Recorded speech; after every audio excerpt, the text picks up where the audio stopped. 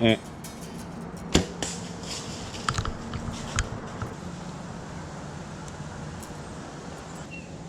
That wasn't the big one we've been after, but I'm getting itchy. I hadn't killed one in a while. Boy, looking awful lot like a white belly, don't it? All right. Don't even need a butt trailing. He didn't go 60 yards. He's right here.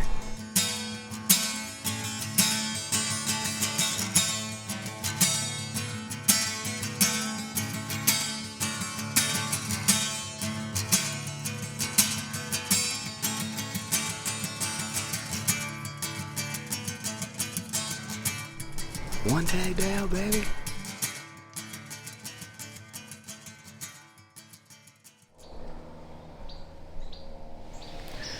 Back out after him. We're one tag less, but that's a good thing. But we only have one tag remaining. That's a bad thing. So we're gonna be we're gonna be more choosy. Now, back here on public, it's the first really cold day. So everything's lining up. So fingers crossed. We've been hunting a big one in here. Hopefully this cold will kick off the rut and they'll start really chasing and cruising and being up and up on their feet. It's Halloween. So happy Halloween, everybody.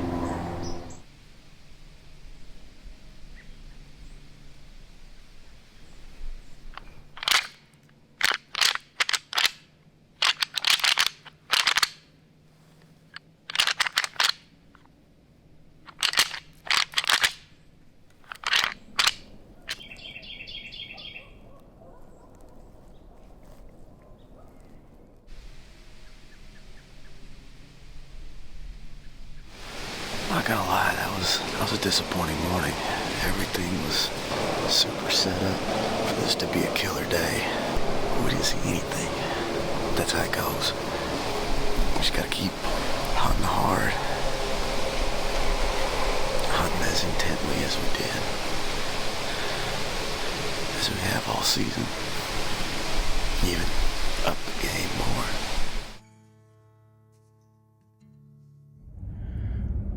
All right, my buddy Turbo just shot one, so we're gonna go help him drag it out.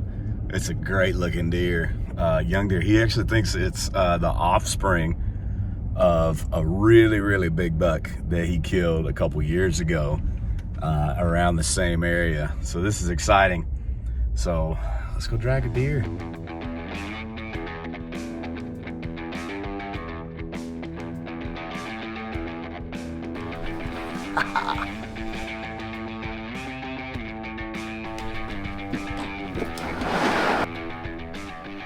Yes, sir. You want to pull an old Mossy Oaks hunting the country and tell the story? Sure. The rut's on, boys. November 1st. Tennessee, first couple days of cold weather. I was too lazy to get out of bed this morning, as I am most mornings. I'm kind of a fair weather hunter, but works out for me every now and then. Got back in a place that's been good to me over the years. Same tree I killed the biggest buck I ever killed out of. I got up in there, and about an hour later, saw some action coming out of a known bedding area that I see them come out of quite a bit. A big old nanny doe and 2 yearlings. They came just running out of that bedding area, and there was a little 9-point about like this right on their tails, and it kind of pushed them around me for, I don't know, a good 20-30 minutes. They kind of fizzled out, and the does kind of went one way, and that buck went and rubbed about 6 trees about 40 yards to my left. Made a scrape, just tree branches just shaking everywhere. And then here come another little buck out of there, and then I think there's about 3 bucks at one point kind of off to my left, and some thick stuff I could just see moving every once in a while.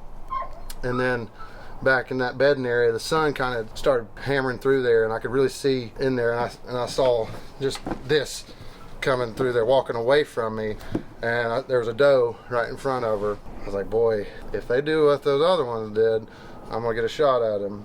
And I texted buddy Daniel, aka Goose. I said, I just seen a biggin. Trying to stay patient. Have my hand on my bow, still on the hanger though. I was just trying to be ready. And that doe that he was with kind of come right into my area, and that little 9-point come busting out from making that scrape. Got in there with her, and then another buck came from over here, and another one came from over there, and then he couldn't take it anymore. As soon as his presence was made, the rest of them kind of backed off a little bit, and he followed that doe right down a trail that was 20 yards from me. I drew back and I waited for the doe to cross, and he came right through. I didn't even stop him. I just sent it. He ran 43 yards and piled up. I could see his belly sitting in my tree. Called my wife first, then I called you second. And I'm just up there having a big time talking to people in the tree, and there's still deer underneath me, and these bucks are stupid right now. They're just in love. I was excited. Rightfully so, I think. That's a good Tennessee 8-point right there. Heck yeah. This is my definition of the best beer. Standing around your tailgate with a buck in the back. This message brought to you by Bush Light. Stupid. I'll crack one open, boys.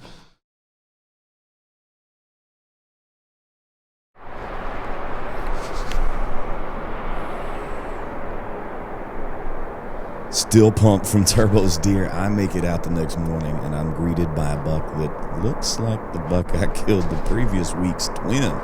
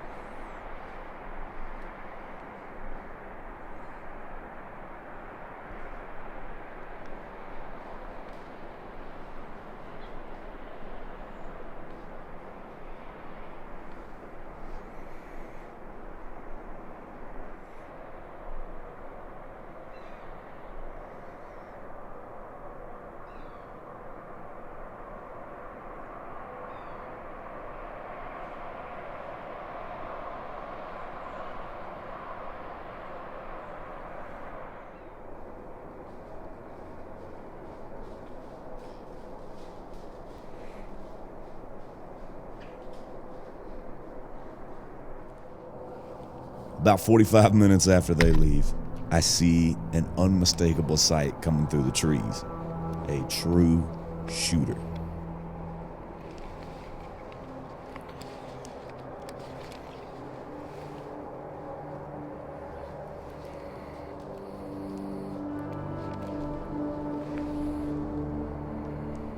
Now this deer stops on a dime, and he has me pegged. So now I find myself in the most intense staring contest of my life.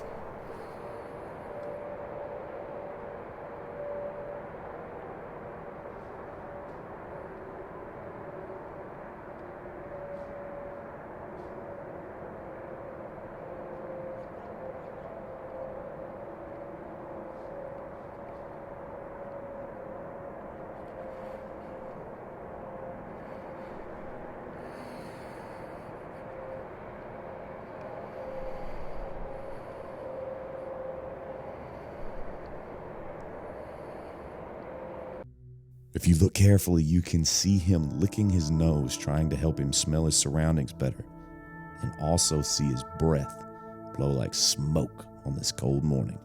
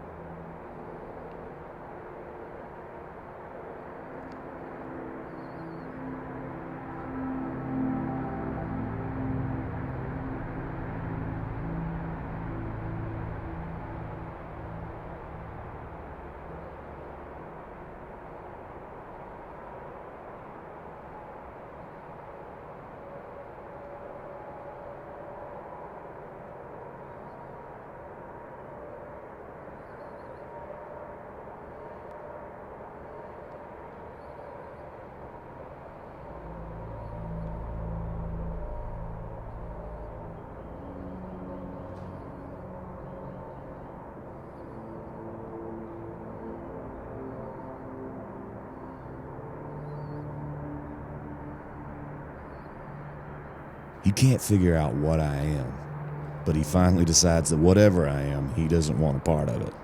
And as he turns to make his way out, I reach for my rangefinder.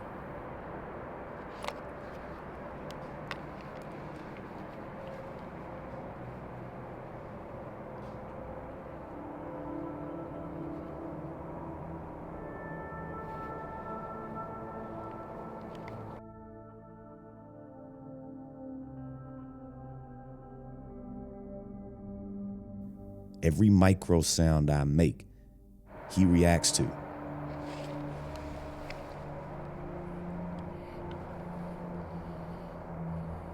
But somehow I get a range and make it to full draw. So now I just have to wait for the clearest shot that I can manage.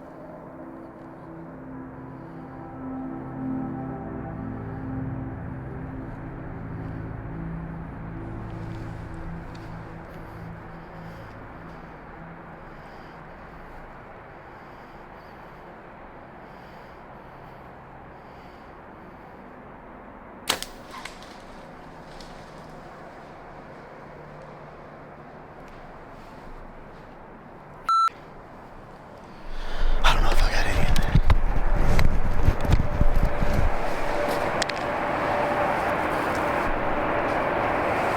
Oh no.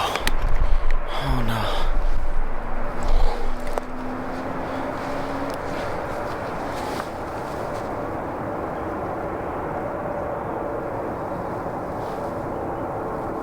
I gotta just calm down. That was a big one. I think I might have missed. He was at 45. I sent it. There was some stuff. I don't know, but it also kind of sounded like it hit him.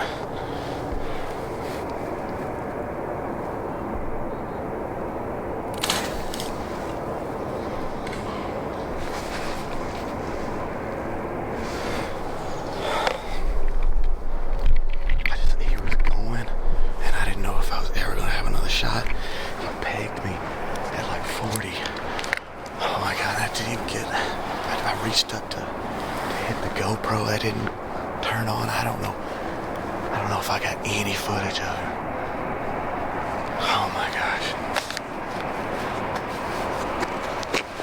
The most important thing was getting a shot at that deer. This is $3 this morning.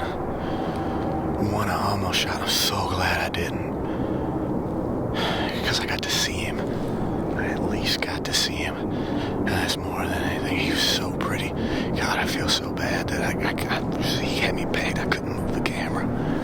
He was above me. I didn't get as high in this tree as I wanted to. The stand's kind of sitting funky. I'm going to get down and go find my arrow. And it's going to tell me everything I need to know. I may immediately climb back up in this tree. I may go home and cry. I don't know.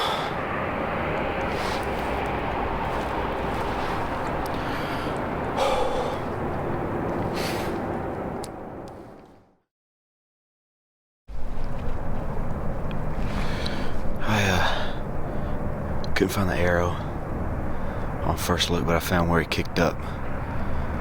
I didn't want to go look for blood. I kind of went to where I could peek over the hill, kind of like I done on the last one. It wasn't as obvious. I watched the footage back, and it kind of sounds like I hit him, but I can't tell much about it. So I feel like the safe bet here is to get out of here. Look.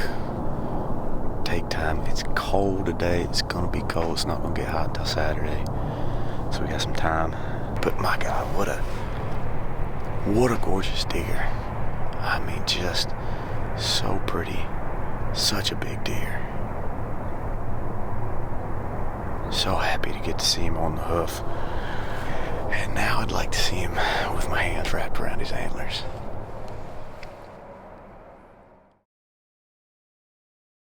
It's time to watch the footage. I'm very nervous. I almost don't want to watch it because the longer that I sit here and don't watch it, the longer I have hope, I guess. So let's see. Maybe this is going to be great. Maybe it's going to be awful. So you'll either see me start sobbing uncontrollably or kind of get excited, or maybe I'm still going to be confused.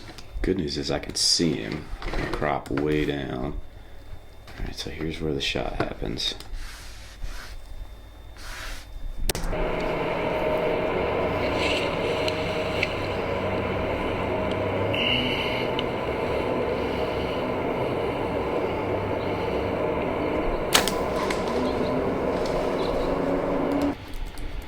Wait, hold on. Go back.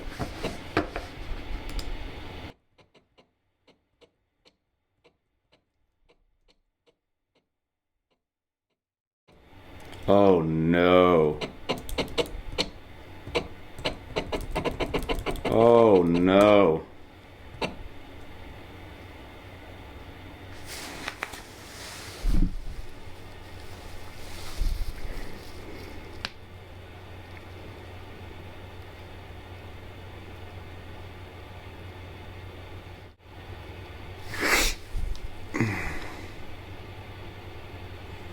This is worse than a clean miss. Oh no. It's in him, but it's not a lethal shot. Oh no. That's why I couldn't find the arrow. Oh no. Well, it was tracking right. It must not have had any force whatsoever, because it's in his back, but it's not in there much. Oh no. Oh no. He ducked it. When it hit that leaf, he ducked the string and he's run with it. But I don't think there's a way in the world he dies from that. Okay. Bad shots happen. It's easy to say that. It's easy to understand it. But it's so hard to live through when you care about the process, when you care about everything, when you care about the animal. And he just ducked. He heard it and he ducked.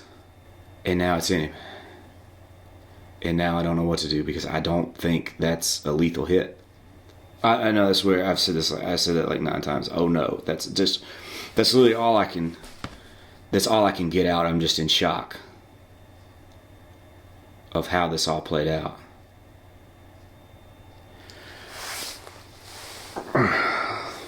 Oh, now I'm gonna cry for a different reason.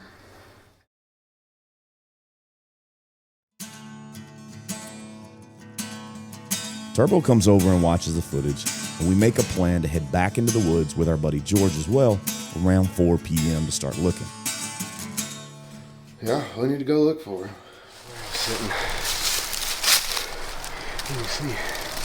As I see this red right there. That's the straight line to where he was on a shot. Oh yeah.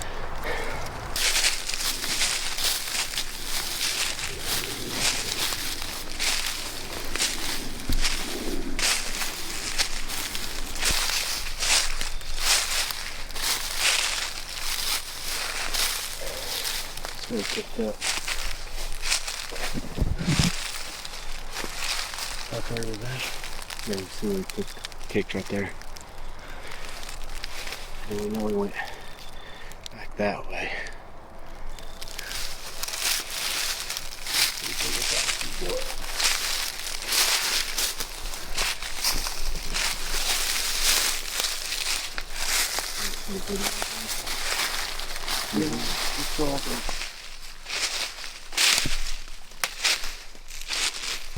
There's a start. Blink.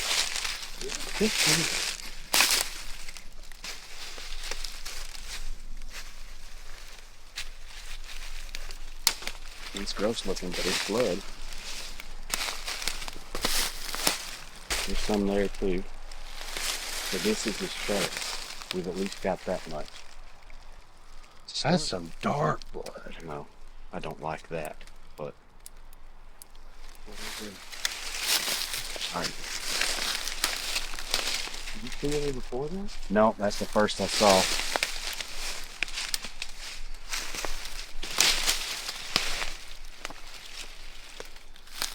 Very dry at this point.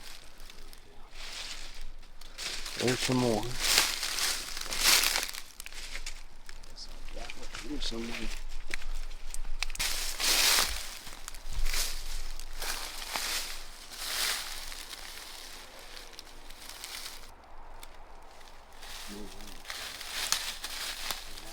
Found blood. There's probably shit.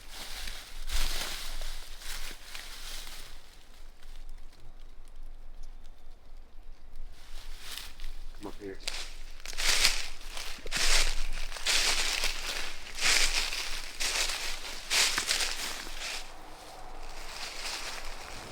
All right, we're on the blood trail. I'm shocked we've been able to take it this long, especially with the hit we did. He still hadn't dropped the arrow that we found. We've gone several 100 yards. So we're still finding it. They're doing a great job. We're kind of all tag teaming it. One will miss one, we'll get on another one. We'll lose it for a minute, gain it back for a minute. It's just a classic, pretty classic bad hit blood trail. So we're gonna keep at it. Got some hair in it right here, so. This thing right here. Now, again, is it down, up, or continue to side hill? Well, the trail seems to kind of just go away at this point. Kind of goes in between those two trees. Move up.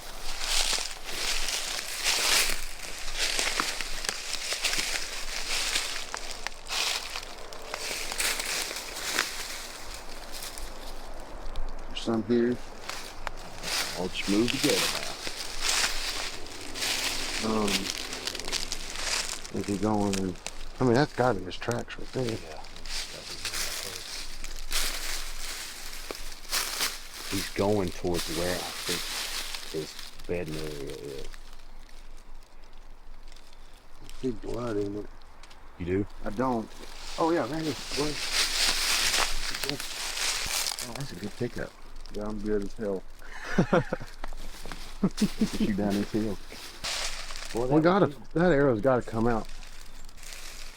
But, alright, I got blood right here. So yeah, he's still tearing up down here. See that running track? Over there? Yeah.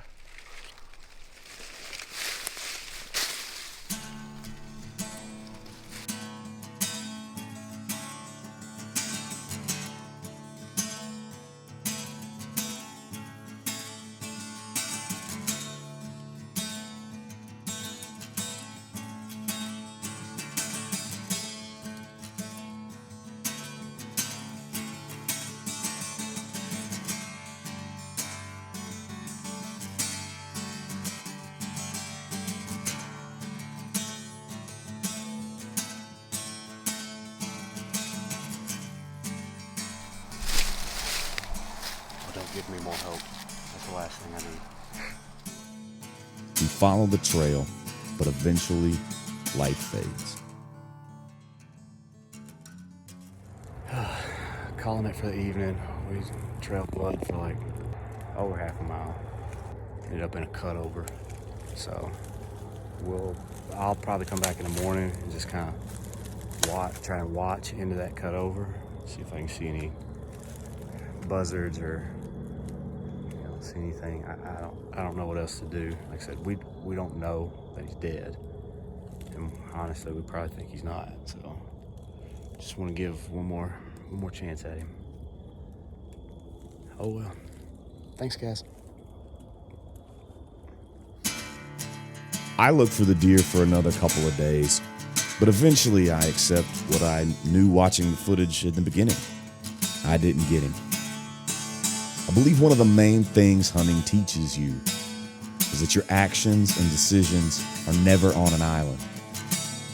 They have consequences for you and the environment around you. When those decisions go well, we revel in the mountaintops. And when they don't, we try and take lessons from the valleys. Good friends to do it all with you are a necessity. So even while I am in this valley, I'm thankful for my good friends and this one who taught the lesson.